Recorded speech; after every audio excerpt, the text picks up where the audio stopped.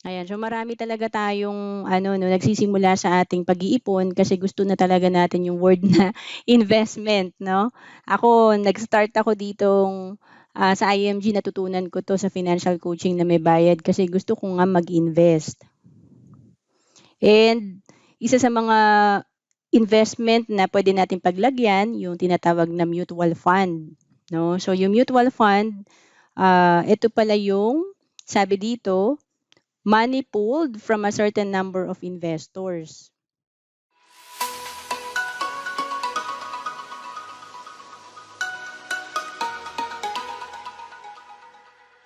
Hello everyone! I'm Roan Celis Capistrano of 1 Million Club.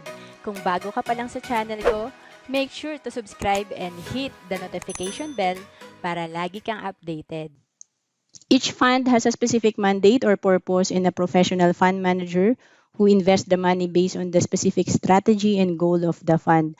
So pag sinabing mutual fund, wag tayong malilito. Ang ibig sabihin lang niyan, ikaw investor, no? Kasi alam nyo, yung company din namin before, dahil employed nga ako before as an accountant, no?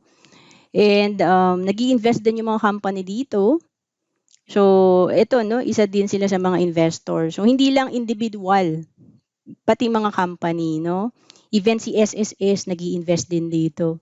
So, tayo din nabigyan ng chance na makapag-invest dito. So, 'yan 'yun 'no, pinagsasama-sama yung pera ng mga investor at ang nagustuhan ko dito may fund manager na siya ang nagta-transact, bumibili ng mga shares para sa atin and saan niya nilalagay 'yan 'no, bumibili siya ng mga securities. Ito yung mga, ah sa mga top corporations mamaya makikita natin yung mga 'yan. And pagka siyempre nag-invest sa mga top corporations, 'pag kumita sila kikita rin tayo 'no, yung fund natin and ibabalik 'yan sa mga investor. Ayan, so kagaya ko din ba kayo na, siyempre 'no, nagta-transact tayo, hindi maiwasan 'yan, nagta-transact tayo sa malalaking kumpanya na 'to 'no, like every month, 'di ba? Eto 'yan, lagi 'yan may bill tayo sa kuryente, may bill tayo sa tubig, and then, of course 'no, kung may credit card ka, meron kang, statement of account sa mga kilalang bangko, 'di ba? And then 'pag maggo-grocery ka hindi maiwasan 'yan, talagang pupunta ka sa Ayala Company or sa ano 'no, sa Ayala Mall or sa SM, 'di ba? And of course magugutom ka, 'di ba? Sino ba naman ang talagang hindi kumakain sa Jollibee 'no? Alam niyo nagpunta kami sa Hong Kong, ang dami ding, ah, branch na ng Jollibee sa ibang bansa, 'di ba? Kagaya ng Hong Kong, and sa Europe meron na din, 'di ba? And then siyempre Wi-Fi is life, 'di ba? So meron na rin siyempre tayong mga binabayaran sa mga PLDT, 'di ba, yung mga provider ng Wi-Fi natin. Of course ngayon 'no, ang hilig nating mag-travel kasi nag-pandemic. So 'yan talagang, kahapon lang 'no, dumaan kami dun sa papuntang Entertainment City. So talagang ang daming lumilipad 'no, PAL, AirAsia. So ayan, sobrang ang daming nagta-travel talaga. And I'm sure ngayon weekend ang dami talagang, magbabakasyon na naman, then sweldo, 'di ba? As in talagang traffic 'yan. Okay, so busyng-busy, 'di ba? Tapos isama mo pa diyan yung San Miguel, Pure Gold, 'di ba? So sino dito yung gustong may investment ka dito sa mga 'to, 'di ba? So paki-type nga me. Ayan, si Mila, si Jeremy, si Miss Lenny. Oo, so ang ganda 'di ba kasi nagsho-shopping ka, napapagastos ka, pero nakatawa ka kasi habang nagpe-pay ka ng bills, may investment ka rin dito sa mga top corporations na 'to, 'di ba? So through mutual funds magagawa rin natin 'yan. And ayan 'no, again,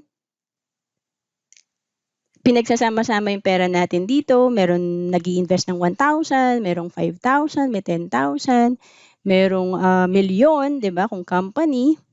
And then may money manager or fund manager na nagta-transact para sa atin. So, meron ding, yun ang nagustuhan ko dito 'no, may money manager ka or fund manager kasi nag-i-invest din po kami sa stocks 'no. So, kailangan tutukan mo talaga 'pag direct ikaw ang investor. And then, sila yung nag-aaral, no, para kung ano yung magandang bilhin na stocks. And then, as an investor, ang tawag sa atin shareholder kasi may-ari tayo ng share, no, dito sa mga mutual fund na to. So yan, may tatlong klase ng mutual fund. Bond fund, ito yung tinatawag na fixed income kasi ito yung mga naka-invest sa conservative lang, no, yung hindi talaga malulugi. So like yan nga, no, yung mga government securities, yung mga project ng government. And then stocks, equity, ito naman yung kung Gen Z ka, no, or millennial ka pa, nasa 20s, 30s, yan, pwede ka pang pumasok dito sa stocks or equity type kasi ito yung high risk, high return. So, balance naman kung hindi mo alam kung saan ka, di ba? Ayaw mo naman ng conservative, ayaw mo naman masyadong risky, doon ka sa gitna. So, ang tawag doon, balance. So again, mutual fund allows the average person to have equal investment opportunities with the wealthy. You can earn what the wealthy are earning through a mutual fund. So, 'di ba, ka-level mo na yung mga dati kasi 100,000 dapat ang meron ka bago ka makapag-invest eh. So ngayon, kahit na 1,000 pesos yung meron ka as a start, so pwede ka nang mag-ano dito, mag-start sa mutual fund and kahit construction worker, 'di ba? Na kahapon may kausap ako, no. So kayang-kaya na rin niya kasi ang ganda, no, sa IMG kahit na 20 pesos lang yung meron ka, pwede kang magdagdag na sa mutual fund mo. So ano ba yung mga concepts and benefits ng mutual fund? So ito yung mga advantages, no. So una, professional management. So tatandaan nyo dito sa mutual fund, ang kagandahan dito, like kaming mag-asawa, mas naglalagay na kami sa mutual fund compare mo sa stock, no? So, yun yung tinatawag na stock market na direct ikaw nag-i-invest. So, dito sa mutual fund kasi, ang nagustuhan namin, nakafocus na lang kami dun sa business namin. Kasi ito, may professional na nagmamanage dyan 24/7, group yan, na sila na bahalang mag-research, mag-monitor ng performance, no? So, diversification, paki-type nga para hindi natin makalimutan, diversify. Kasi yung diversification, tatandaan nyo lang dyan, hindi nakalagay lang sa isang company yung pera nyo, 'di ba? So, like ako before, dahil nagtatransact nga ako sa stock market, pag meron akong 5,000 na pang-invest, hindi ko siya ma-diversify kasi mahal din yung iba eh. Like, bibili ka ng PLDT share, mahal yan, di ba? So, kulang na kulang yung 5,000 mo. Hindi ka na makabili ng iba kung may gusto ka pang i-shopping, di ba? So, dito sa mutual fund, yung mabibili mong pera, ano na yan? Depende sa pinili mo nga kaninang type, no? Pero usually sa stock and equity tayo. So, meron ka ng investment sa iba't ibang company, no, like real estate, sa ano, no, sa bank, 'di ba, sa finance, no. So yan, so diversification. So liquidity, ito yung 'di ba, ang sinasabi ng iba nag-i-invest kasi 'di ba meron mahilig talaga mag-invest sa real estate. So pag real estate kasi syempre pag gusto mo talagang ibenta yan, medyo swerte ka kung may buyer agad. Pero usually ang problema nila pag nagbebenta sila ng lupa or bahay at lupa, 'di ba? Or property, wala masyadong agad buyer tapos hindi mo siya agad ma-liquidate. So ibig sabihin nun, hindi mo agad siya ma-convert to cash pag kailangan mo na siya. So yun yung maganda sa mutual fund. Naalala ko no nung nag-business kasi kami ng husband ko. So kailangan kong kunin yung mutual fund ko para panlagay sa investment, sa negosyo, no, sa negosyo. So, within 7 days, makukuha mo yung pera mo sa mutual fund kasi nga liquid siya. So, paki-type nga po liquid, 'di ba? So, pag nag-i-invest tayo, hindi pwedeng lahat sa real estate din. Maganda yan, pero hindi dapat lahat nandyan. Or hindi din naman magandang puro mutual fund lang, 'di ba? So, iba-balance natin kaya nga diversify kanina and then titignan mo din kung liquid ba 'to, kung saan ko siya nilalagay. Okay? Low investment minimum, so yung iba 5,000 ang opening. Dito sa IMG 'no, 6,000 pesos 'pag member ka na, automatic may 1,000 pesos ka na mapupunta sa mutual fund mo, and then, 20 pesos kung gusto mo magdagdag for as low as 20 pesos lang, okay? So anong disadvantage niya? So the returns are not guaranteed. There are risks involved. So itong week lang na may nakausap din ako, "Naku ma'am, nag-invest ako sa mutual fund, eh, hindi naman ako kumikita, negative." 'Di ba? Sabi ko, "Ako din negative din ako sa mutual fund." Kaya nga 'pag naglagay din tayo sa mga investment kagaya ng mutual fund, long term din. So ibig sabihin, 'wag mo siyang gagawing emergency fund na 'pag nangailangan ka gusto mo na agad kunin. So kasi nga ano siya 'no, hindi siya guaranteed na positive lagi. So puwede rin siyang, mag-negative yung fund mo 'no. Fees can reduce your return unless you have zero load benefits. So dito sa IMG, maganda may zero load na tinatawag kasi, naabutan ko pa dati ₱5,000 yung nilagay ko sa mutual fund, nabawasan ng ₱100. So may load kasi na charge. So every time na nag-i-invest ka may charge. So ngayon with IMG 'pag member ka, kung may 5,000 ka mapupunta lahat 'yun sa investment mo, walang bawas, okay? And 'yun again, you can lose money in mutual fund din, okay? Kaya nga maganda, long term, again long term tapos hindi lang lahat nasa mutual fund, okay? So paano ba kikita sa mutual fund? Una is income. Income from stock dividends and bond interest. So kagaya ng stock market, meron din yang kinikita. Ang tawag kasi doon dividends, no? Mga dividendo mula doon sa company. So diyan yung magi-increase na yung fund natin. Capital gains, ito naman yung pag may mga tumaas yung price no ng mga shares, mga securities, syempre madadagdag sa fund, so i-distribute yun sa mga investor. And increased NAV, ito naman yung investors can make money by selling mutual fund units at a price higher than they bought them. So kung nabili mo siya ngayon ng piso, and after 5 to 10 years, naging 2 pesos na siya, so ibig sabihin, kung bebenta mo siya ng nagdumoble na yung price niya, so kikita ka na, yun yung increased NAV or net asset value. So ano ba yung NAV? No? Kasi iba hindi pa alam yung net asset value. So ito yung parang bumibili rin tayo ng item sa tindahan, may price siya. So ito yung measures the value of one share of the fund. So para ma-compute yung price per share, assets minus liability. So parang pagko-compute din ng net worth, no? So yan yung NAV. So may sample tayo dito kung piso lang yung net asset value per share. So ibig sabihin nito, net asset value per share. Kung piso lang yan, may 1,000 pesos kang panglagay or pang-invest, divide by 1, so parang bumili ka nga ng item, meron kang 1,000 shares na nabili.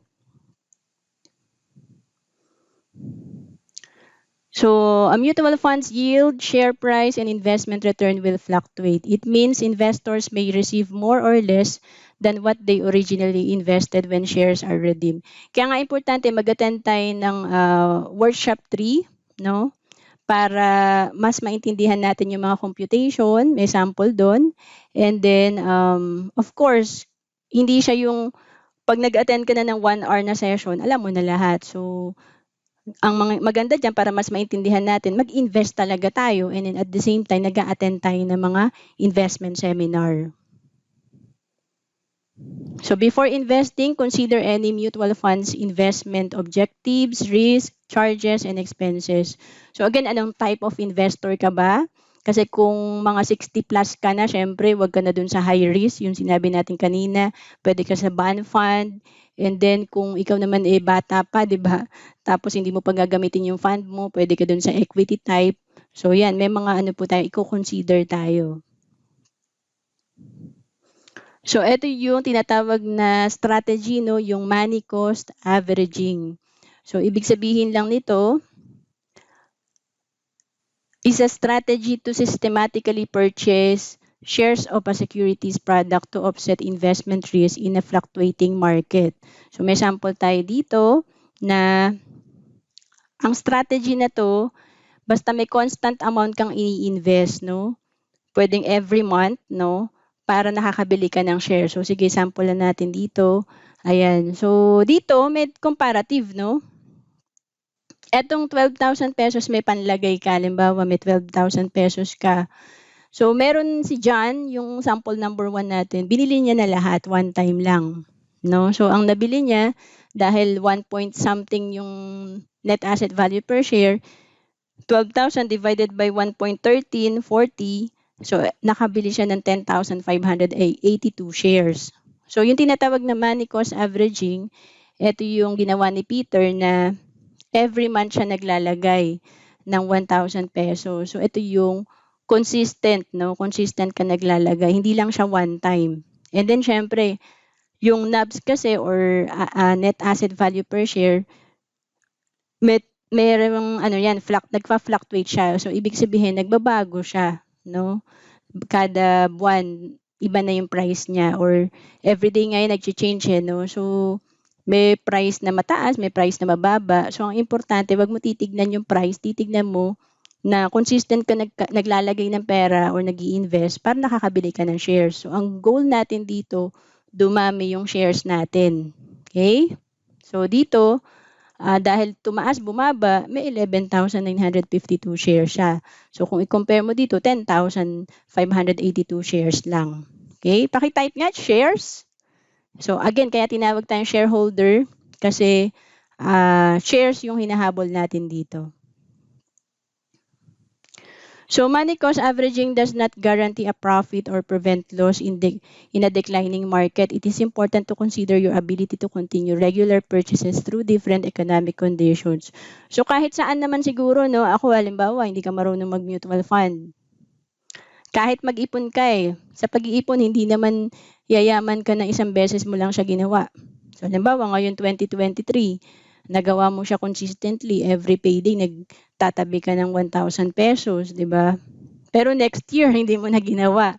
So hindi ka pa rin yayaman dun sa naipon mo for this year, di ba? So ganun din sa mutual fund. Miss Roan, pwede ba yan? One time lang ako maglalagay. Tapos nilagay mo pa ₱10,000 lang, di ba? Tapos kinalimutan mo na nga siya. So ano siya dapat bukod sa gusto mo talaga mag-invest, hindi lang one time, every month naglalagay ka consistently, and long term. Kasi yung iba nga naglalagay tapos gusto agad kunin, 'di ba? So talagang ano siya, yung mindset pa rin, no? Financial education pa rin yung start talaga. So yan, dahil ang mutual fund pwedeng mag-negative, kaya ang ginawa namin ng husband ko, no, like this year, nagdagdag kami sa investment namin, pero dito kami sa Kaiser. Yung Kaiser, yan yung investment siya na may healthcare insurance na hindi nagne-negative. Kaya again, diversification. May mutual fund kami, meron kaming insurance, meron din kaming ganitong healthcare na may investment. Okay? So sa chapter 9, ito yung last chapter ng ating libro. Ito naman yung Empowering Filipinos Through Financial Education. Ayan. So again, 'di ba, developing the right mindset. Kasi lahat talaga ng pagbabago sa buhay natin, nag-start 'yan pag tayo ay na-educate, 'di ba? So pagdating sa pagiging parents mo, 'di ba?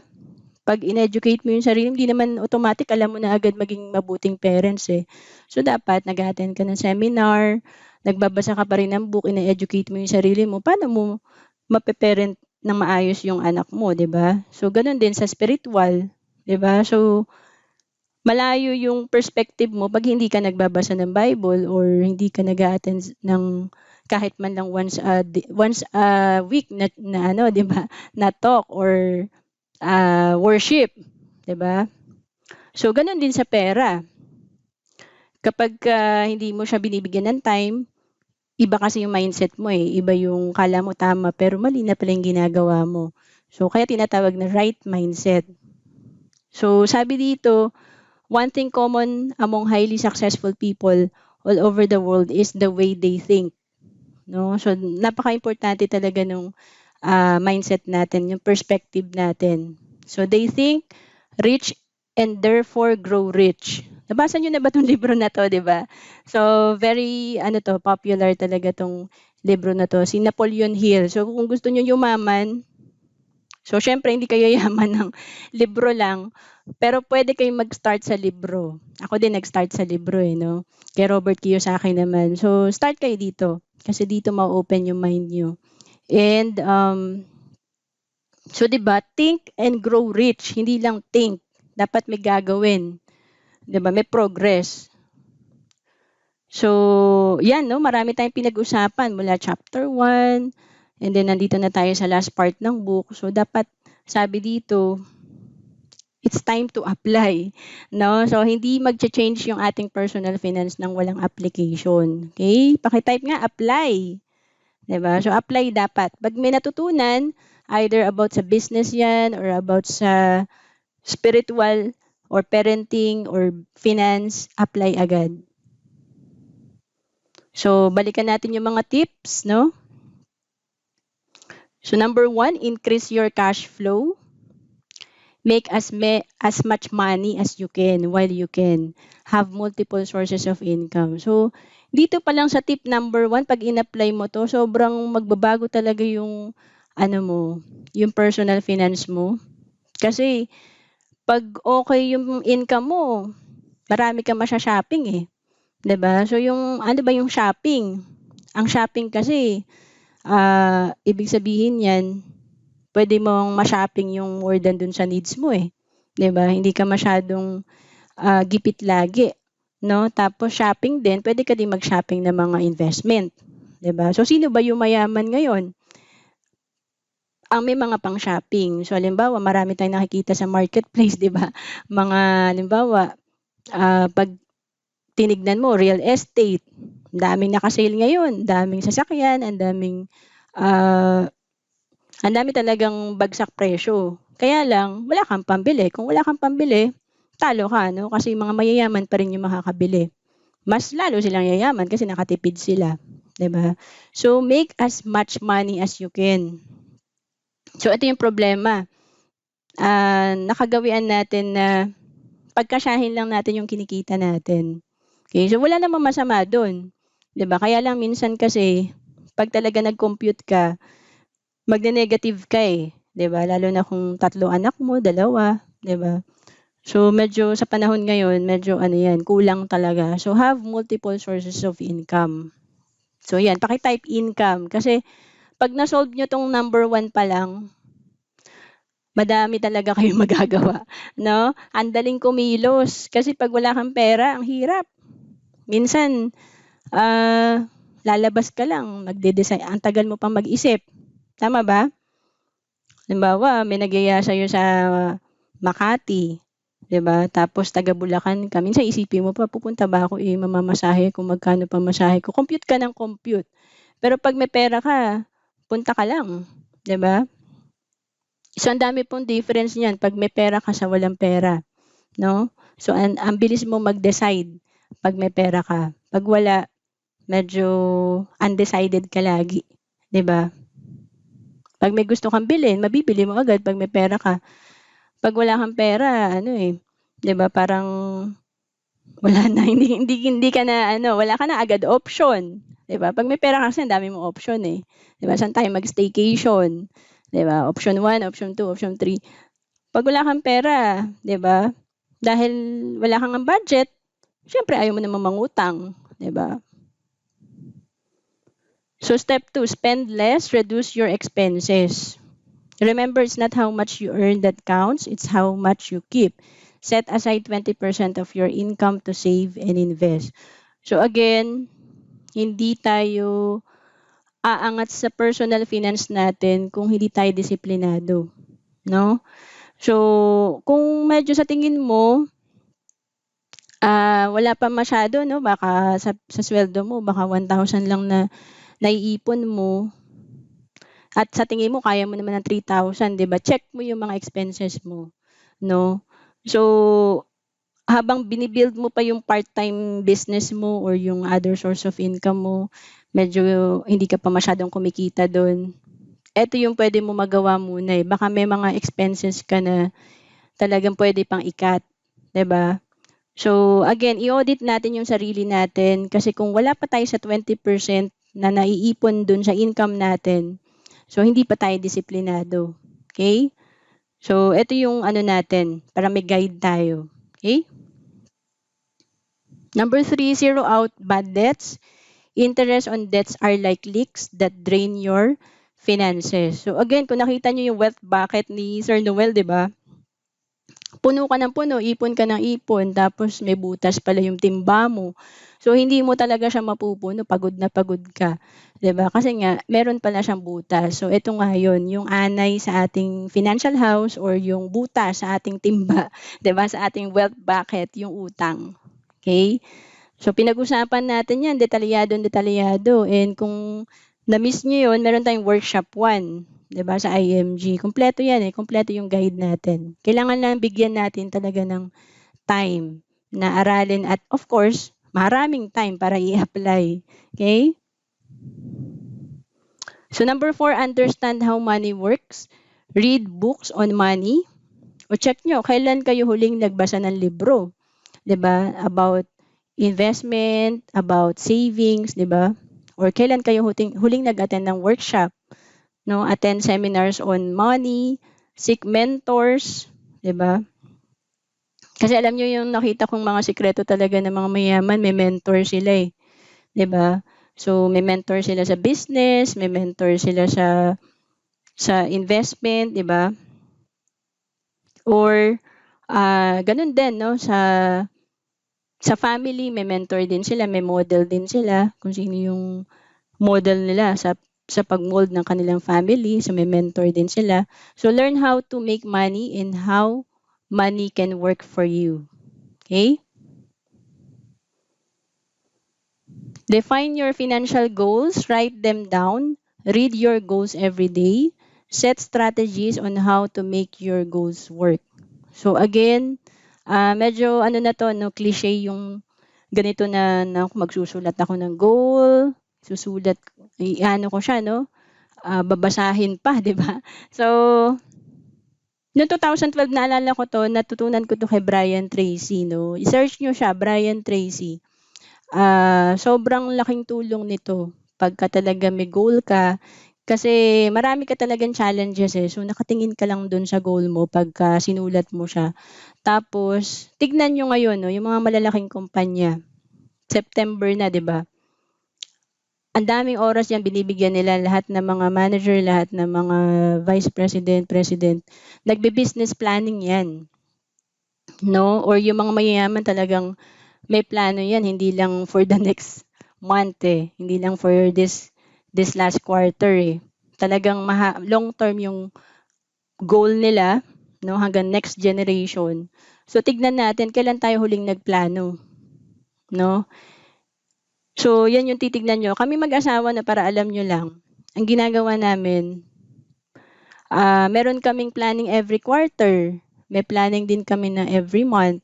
So every week meron din. So talagang ano yan, intentional ka dun sa ginagawa mo. Kasi pag wala kang plano, tignan nyo yung mangyayari sa araw nyo. Kung ano lang, di ba? Kung may nag-message sa'yo, magre-respond ka lang. Hindi kagaya ng pag may plano ka, may focus ka alam mo yung important na gagawin mo 'di ba? Pag hindi kasi, nakadepende ka dun sa ibang tao, 'di ba? So, ganun yung importance ng goal natin. Okay? Tapos excited ka. Pag hindi ka excited gumising araw-araw, ibig sabihin, yung goal mo nakakalimutan mo 'di ba? So, tignan natin 'yan kasi maganda yan, may plano tayo. Huwag kayong matutulog ngayong gabi nang hindi kayo nagpaplano kasi pwede na kayong magplano for next year no? Pwede na kayong magplano for the last quarter of the year, 'di ba? So, kailangan talaga yan, ano yan, ma-build nyo kasi yung habit nyo diyan na-form yung activities nyo, nasasanay kayo hanggang sa nai-improve nyo yung mga ginagawa nyo everyday. Okay? Have proper protection. So again, pinag-usapan natin yan sa chapter 2 about insurance, healthcare. Kasi while you are still building your wealth, get insurance to give you and your family, ano yon? Peace of mind. Diba? So again, diversify. Hindi lang puro sa mutual fund, hindi lang puro sa stock investment or real estate, 'di ba? Hindi lang puro emergency fund. So meron din tayong healthcare and life insurance. And ito na nga, no, yung bubong, yung pinag-usapan natin ngayon, build up your wealth, no? So, ako ang tinitignan ko lang dito pag sinabing wealth, ito yung pag nag-retire ako, 'di ba? Ano yung fund ko? Ano yung fund ko na magbibigay sa akin ng continuous income? So, na yun ang tinatawag dito sa IMG na passive income, na kahit hindi ka magtrabaho, may income ka pa rin. Kasi ang dami po talagang OFW, no? Or nag-retire na may milyon, pero naubos po yun lahat eh. Sino dito may kakilalang ganun, no? Ako po, meron din po akong tita sa government din siya nag-work matagal. Siguro mga 30 or 35 years, no? Tapos, nabalitaan ko nung last ko siyang ka-chat, may utang pa siya, 'di ba? So, wala pang 5 years yun mula nung nag-retire siya. Kasi nga, ang nakalimutan natin, paano magiging continuous yung income. Hindi siya yung meron ka lang 1 million, stop ka na, 'di ba? So, yung 1 million mo dapat magbibigay sa iyo yan ng passive income. Okay? Yun ang tinatawag natin na asset. So, take action, secure your future now. So, ito yung lagi nating paborito. And i-push natin yung sarili din natin, no? Kasi alam nyo lahat, ako, no, pag ganun, no, pag tinatamad ako or may ayaw akong gawin, tinitignan ko lang, tinatanong ko sarili ko, ano na naman excuse mo, Roan? 'Di ba? So, yun lang naman kasi yun eh. Tayo lang nagbibigay ng excuse sa sarili natin. So, pwedeng nakalusot tayo sa ibang tao, pero ikaw, 'di ba? Kumbaga parang sarili mo lang din niloko mo kasi hindi ka nag-start, 'di ba? So you will always have an excuse not to save or invest. So no matter what your excuse is, one thing is for sure, you're going to get old next year, no? So ako po magfo-40 na ako this coming December, and talagang ang bilis lang po, no, kasi more than 10 years na rin akong nag-i-invest. And sabi ko buti ginawa ko pala siya 10 years ago. So no matter what your excuse is, your child will grow up and enter college and you would need money for his or her education. So again, natutunan natin na hindi kailangan emergency ang tuition fee ng anak natin. Kailangan baby pa lang yan, pinaghahandaan na natin. Okay? So no matter what your excuse is, you will eventually retire and stop making active income. So wala naman siguro tayong mamimimit, no, na habang buhay siyang pasasweldohin ng kanyang employer, no?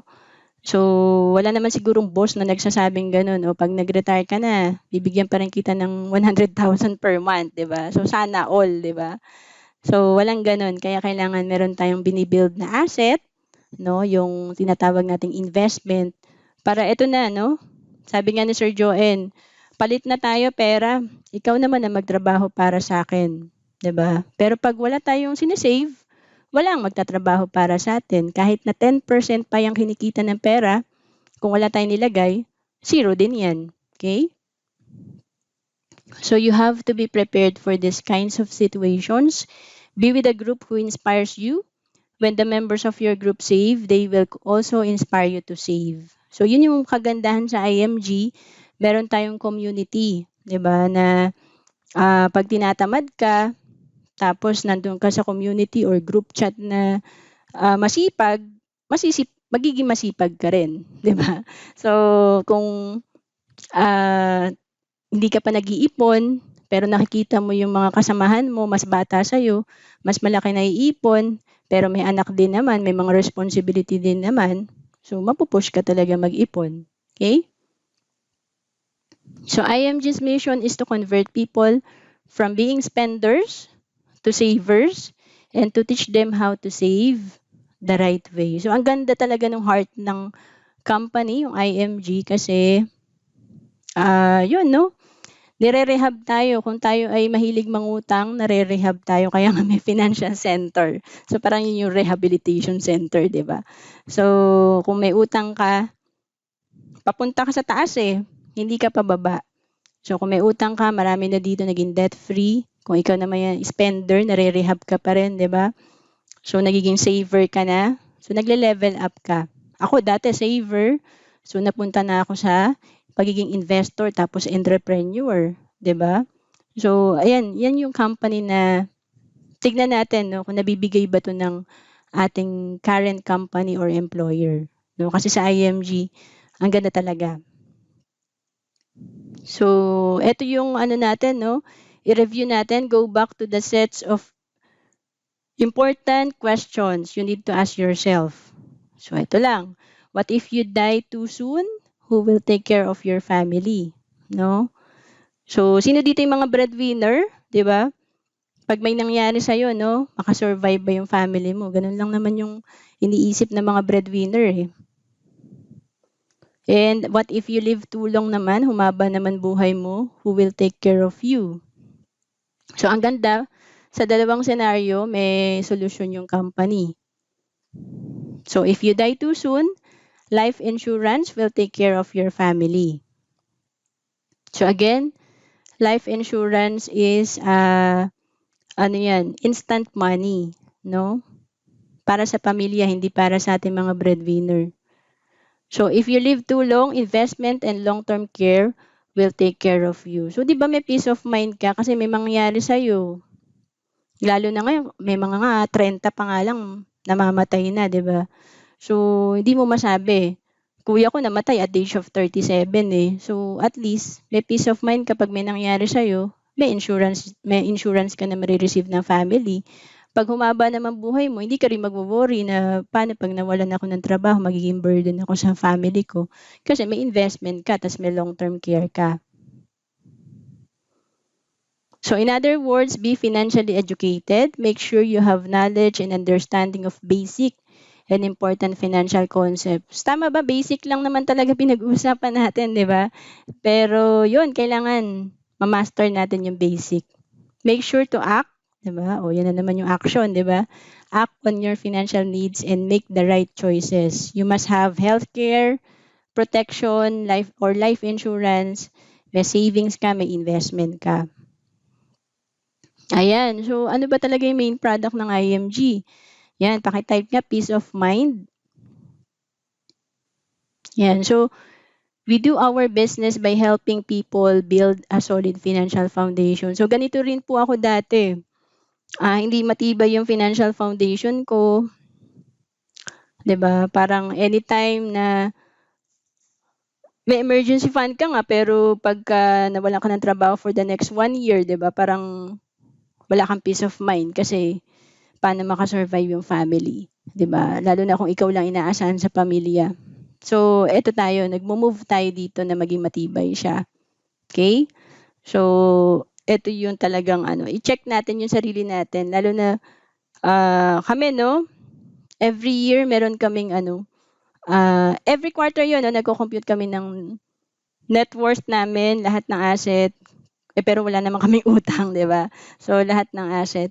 Tapos, kada taon yan, tinitingnan din namin yan. Para kaming may company talaga na, ang company kasi ganyan yan eh. Ano yung asset natin? Magkano liabilities natin? Magkano yung net worth natin? Okay? So, may sample tayo dito, di ba? Ito talaga yung sample ng peace of mind eh. When it comes to finances, no? Ito yung, for example, kumikita siya ng 25,000 per month or 300,000 per year. 'Di ba? So, meron siya ditong 6 million, 'di ba? Grabe. So, ito yung times 20 ng income niya. 'Di ba? So, pwede na ba yung pagtiyagaan 6 million?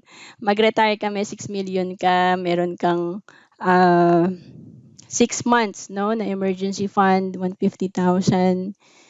Wala kang utang, 'di ba? Talagang sarap matulog nito, 'di ba?